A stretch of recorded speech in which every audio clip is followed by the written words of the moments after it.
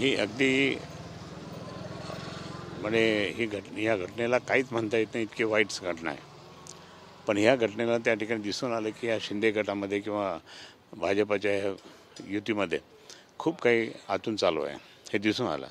आणि ज्याप्रमाणे त्या गायकवाड आमदार महोदयांनी त्यांच्या त्या गायकवाडवर जे काय हे केलं ते बिलकुल म्हणजे खतरनाक. म्हणजे कुठं केलं? पोलीस स्टेशनमध्ये पोलिसांसमोर केलं.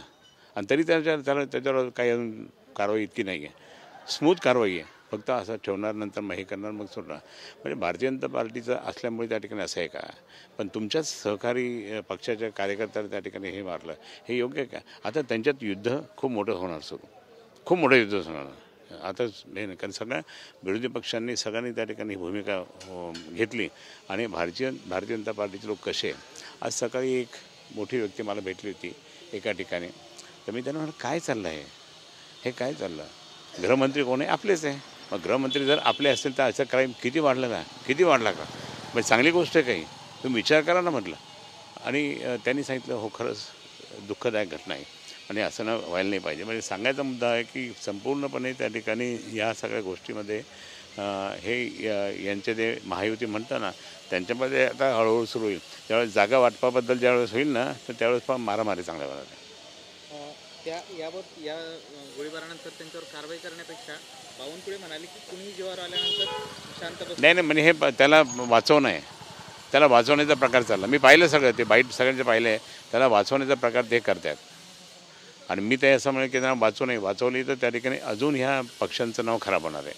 म्हणजे मी सल्ला देऊ नाही त्यांना, हे जे जितकं करते तितकं आमच्यासाठी फायदाच आहे. कारण ह्या अशा घटना हे यांच्यात किती क्राईम सुरू झाला म्हणून असं बोलता येतं. पण क्राईम थांबला नाही आहे. ह्या सरकारच्या शिंदेंच्या मंत्रिमंडळाच्या काळामध्ये त्या ठिकाणी हा क्राईम अजिबात थांबलेला नाही, वाढत गेला.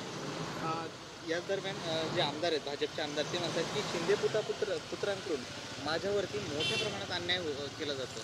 हे फॅक्ट असेल तिथे, हे फॅक्ट तिथे असेल. कारण तिथे ते त्यांच्या दादागिरी इतकी चाललेली आहे. ते ठाण्यामध्ये जिल्ह्यामध्ये सगळीकडे तिथे दादागिरी त्यांची. ते शिंदे पिता पुत्र म्हणतात ना, ते जे म्हणतात ना, ते जे हे म्हणतात ना, ते हे म्हटलं ना खूप चालली, तर हे सत्य नाकारता येत नाही. याच्यामुळे भाजपचे जे काही निष्ठावान प्रामाणिक कार्यकर्ते त्यांच्यावर अन्याय होतोय काय?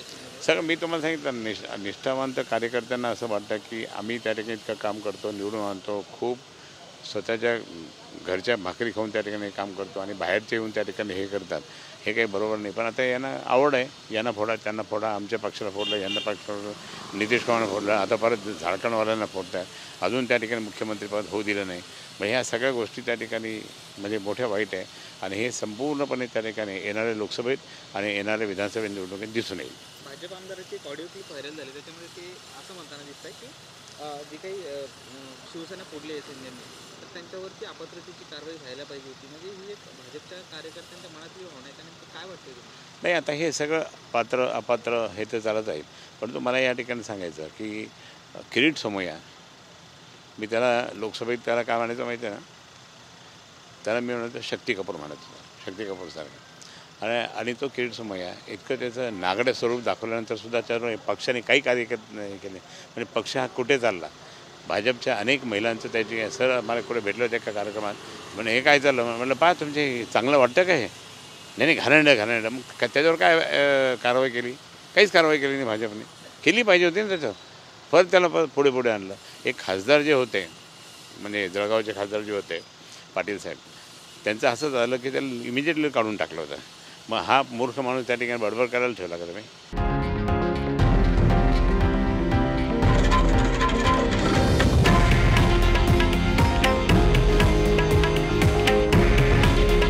हे आहे देशातील नंबर 1 न्यूज नेटवर्क आणि आपण पाहत आहात TV9 मराठी.